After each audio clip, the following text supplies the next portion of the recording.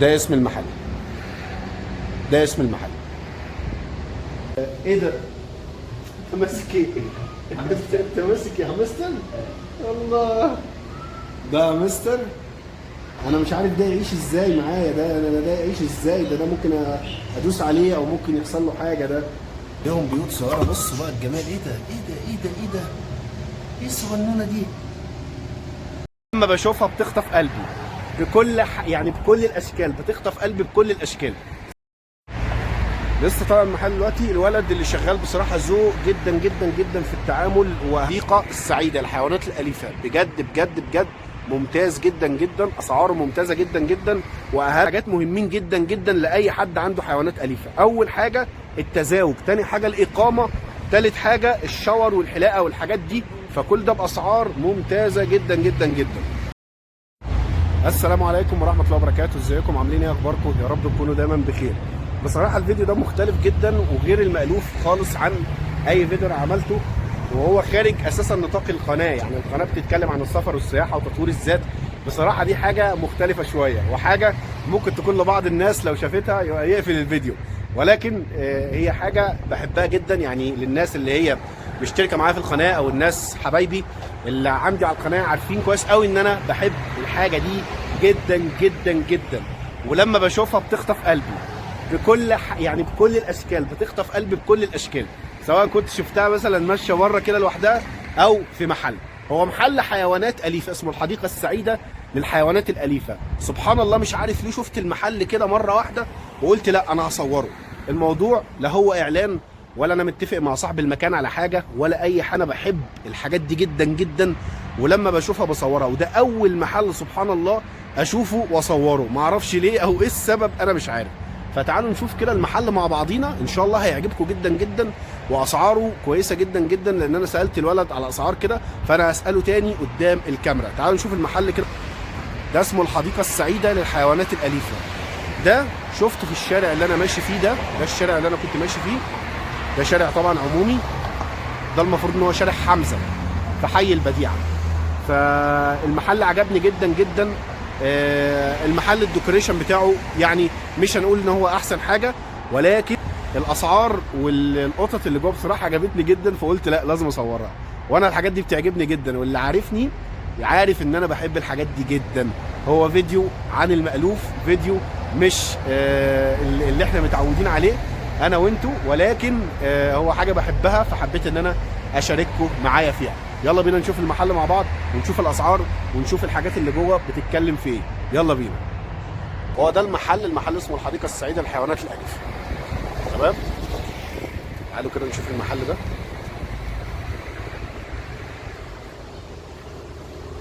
بص بقى الحاجات دي، انا بعشق الحاجات دي، بعشق الحاجات دي. بص ماما جميله.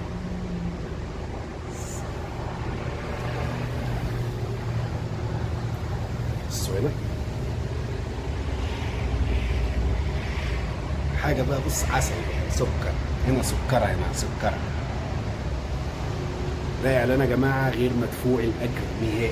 ده حاجه كده.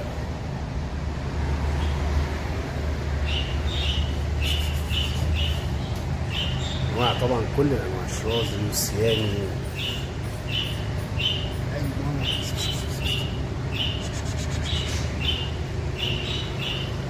انا ليه بصور؟ عشان انا بحب الحاجات دي جدا. انا بعشق الحاجات دي جدا، فعشان كده بصورها. بصوا هنا دي نايمه مع بنتها، دي صغننه لسه والده، دي لسه مخلفه دي. تعالوا شوفوا ده، شوفوا ده.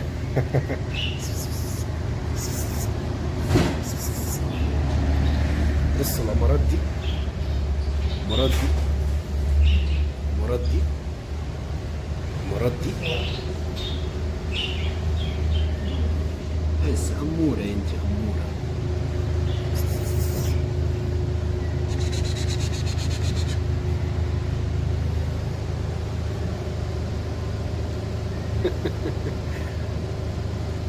بص عسلات بقى. الطبيعة طبعا بتاعت القطط ان هي لما بتعمل حمام لازم تدفن بقى الكلكوعة بتاعتها، بس متحبش حد يبص عليها.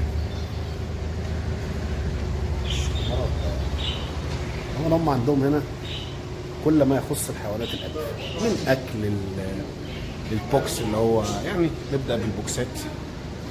دي البوكسات بجميع أنواعها طبعا. ودي بقى التونة بقى والأكلات بقى اللي هي خاصة بالحيوانات الأليفة، خاص طبعا القطط، تركيز أكتر على القطط. الحاجات كلها طبعا مستوردة هنا، ومفيش حاجات محلية، الحاجات دي مفيش منها محلي، الحاجات دي كلها هنا مستوردة. وهنا مقارنة الأسعار هنا مقارنة مثلا بمصر مثلا، لا هنا الأسعار طبعا رخيصة مش غالية. أكل القطط هنا رخيص، يعني تلاقي مثلا أكل القطط في مصر أو الرملة عاملين كتير جدا جدا، لكن هنا الأكل رخيص زي ما انتم شايفين كده. دي كل التونة. دلوقتي هنتكلم مع العامل ونشوف الأسعار دي عاملة كام، ونشوف الحاجات دي عاملة كام. فركزوا معانا كده. دي كده الرملة. دي بقى بعض الألعاب الدمية اللي هي مثلا زي الكلاب أو الحاجات اللي هي عواميد الخربشه بتاعت القطط.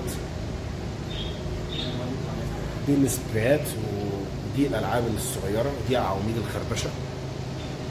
ده الكليكس، كل ده خاص بالحيوانات الاليفه، كل ده خاص بالقطط، كل دي حاجات العاب خاصه بالقطط. دي برضو الاكلات والدراي فود زي ما انتم شايفين هنا. دي كل ده خاص بالقطط. في برضه العصافير هنا، احنا هنيجي للعصافير دلوقتي، بس ده كده خاص بالقطط، ده خاص بالعصافير. هنا برضه دي فصل عصافير برضه، جميع الانواع، جميع الانواع هنا. اي نوع انت عايزه، اي حاجه انت عايزها، عايز قفص فاضي، عايز قفص فيه عصافير، قفص تحط في البيت، كل دي حاجات خاصه بالحيوانات الأليفة والعصافير والكلاب. برضو هنا عندهم خدمة الشاور، وعندهم خدمة التنظيف القطة. مثلا عندك قطة وحابب انت تيجي، برضو خلي بالك عشان العيادات بتبقى معظمها غالية شوية، تمام؟ لأن طبعا انت رايح مستشفى. هنا بيعمل لك الخدمة كما ينبغي، وهو طبعا اللي شغال في الحاجة دي متخصص أكيد، يعني مش واحد مش فاهم شغال في الحاجة دي، لا واحد متخصص فاهم جدا في الحاجات دي. فطبعا خدمة الشاور وخدمة التنظيف، تقليم الأظافر بقى والحاجات اللي زي كده.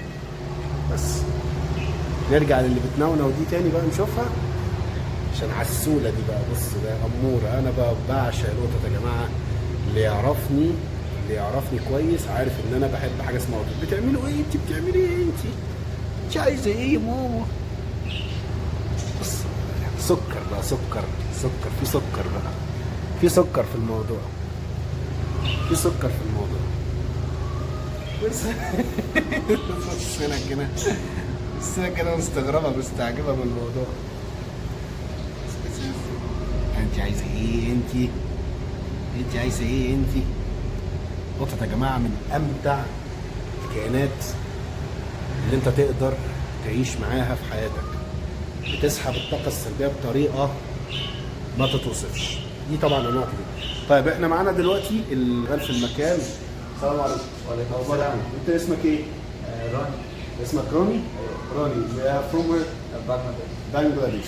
روني من بنجلاديش. طيب روني دلوقتي احنا يعني ايه ده؟ انت ماسك ايه؟ انت ماسك يا همستر؟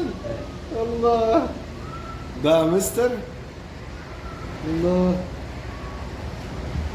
حاجه بقى ايه بقى يعني. بص بقى ما تفهمش بقى ايه ده. انا اول مره في حياتي امسك الهامستر ده، يعني اول مره في حياتي امسك الهامستر. بتعمل ايه انت؟ بتعض؟ ده بيعض. لا عليك. يخرب بيت سنينك. بكام الهامستر ده؟ هذه حبه 35. 35 ده كده.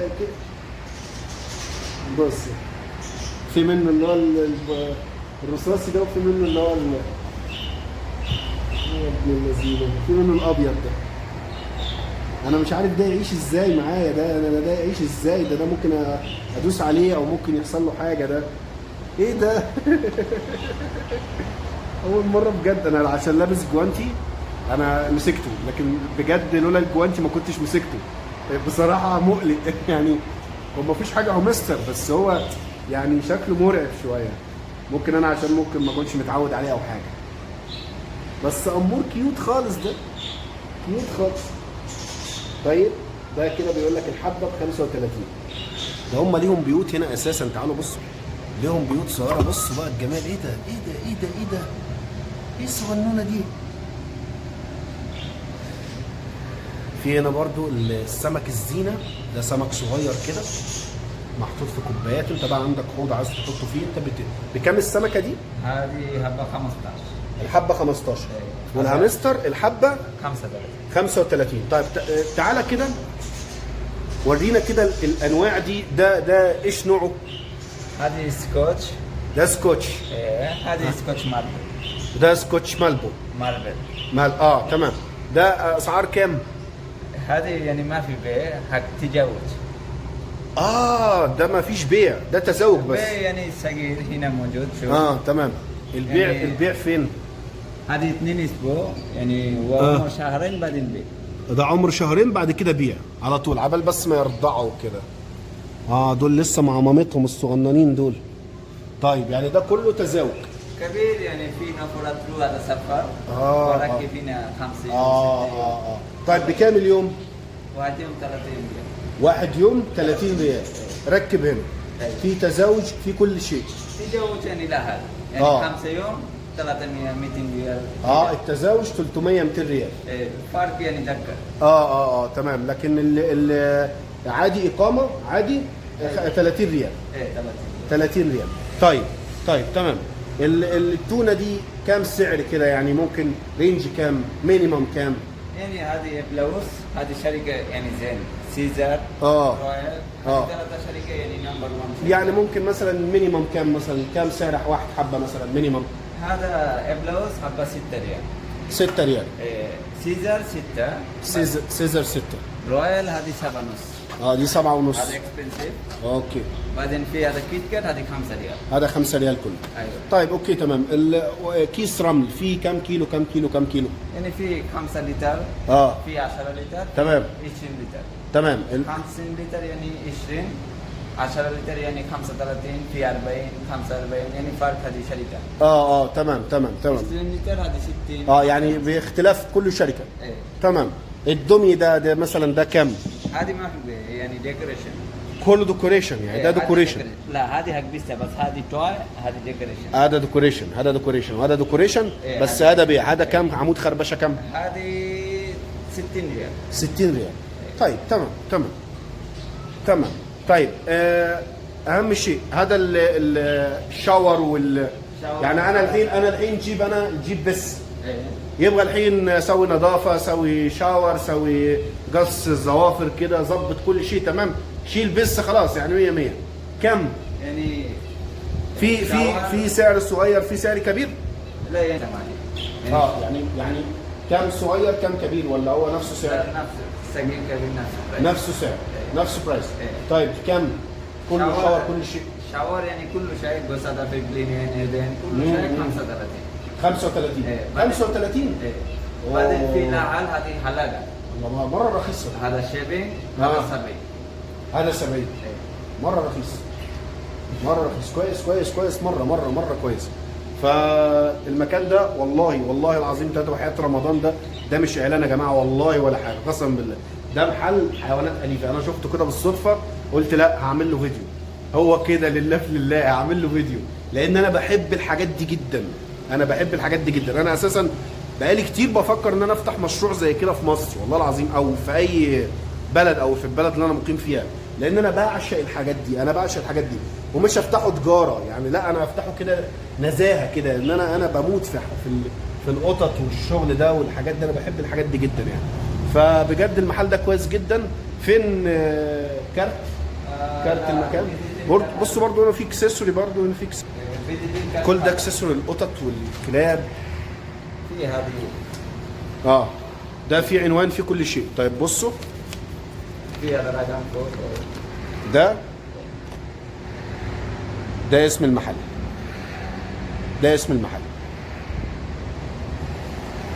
تمام. فبجد المحل اسعاره كويسه جدا، لان انا يعني خلفيه نوعا ما دي في السعوديه هنا، لان انا ليا بعض الاصدقاء عندهم برضو قطط، فبيقولوا لي اسعار بصراحه غريبه. يعني مثلا اخر حاجه واحد صاحبي قال لي ان انا خدت قط خدته مستشفى في حي الملك فهد، عملت له شاور وعملت له حاجات ب 200 جنيه. ب 200 جنيه هنا بيقول لي ب 35 انا اسف 200 ريال. هنا بيقول لي 30 ريال او 35 ريال. 30 ريال ولا 35 ريال؟ 35 ريال. فباكج كله يعني ممتاز جدا. وبيقول لك 70 ريال ايش زياده؟ لو هتعمل له حلاقه، بيقول لك ب 70 ريال هتعمل له حلاقه وشاور ونظافه وكل حاجه. بصوا دي بقى، بصوا دي انا هاكلها بقى، دي هاكلها انا، دي هاكلها معايا انا دي. فبيقول لك لو حلاقه او شاور ونظافه واظافر وما اعرفش ايه، كل ده 70 ريال. 70 ريال انا نفس الكلام ده قاله لي واحد صاحبي ب 200 ريال والله العظيم، 200 ريال. فكتير جدا، اوفر يعني، اوفر هنا بصراحه يعني كويس جدا. هصور لكم المحل من بره، وده كده يبقى نهايه الفيديو. ودي حاجه عجبتني حبيت اشارككم فيها. محل والله بالصدفه شفته كده قلت لازم اصوره كده. لسه طبعا المحل دلوقتي. الولد اللي شغال بصراحه ذوق جدا جدا جدا في التعامل. واهم حاجه طبعا في اي مكان، سواء كان ان انت داخل سوبر ماركت او داخل محل حيوانات اليفه او داخل ايا كنت داخل فين، اهم شيء التعامل. فتعامل الشخص ده او الولد اللي شغال جوه من بنجلاديش. محتي الفيديو بس يعني شفت المكان قصدي عجبني جدا جدا، فحبيت ان انا اصوره. برده تاني اهو، انا صورت لكم تقريبا اسم المحل. صورت محل الحديقه السعيده الحيوانات الاليفه. بجد بجد بجد ممتاز جدا جدا، اسعاره ممتازه جدا جدا. واهم حاجه اساسا في الموضوع ده، في هنا 3 حاجات مهمين جدا جدا لاي حد عنده حيوانات اليفه. اول حاجه التزاوج، تاني حاجه الاقامه، تالت حاجه الشاور والحلاقه والحاجات دي. فكل ده باسعار ممتازه جدا جدا جدا. فانصحكم بجد بالمكان ده، لان هو موجود في يعني موجود في شارع رئيسي، مش موجود في دواخل في شوارع او حاجه زي كده. واسعاره محترمه جدا جدا. وادي المحل تاني اهو. وتحياتي ليكم، ودي حابب بس كنت اقدمها لكم. والسلام عليكم، رمضان كريم عليكم. السلام عليكم.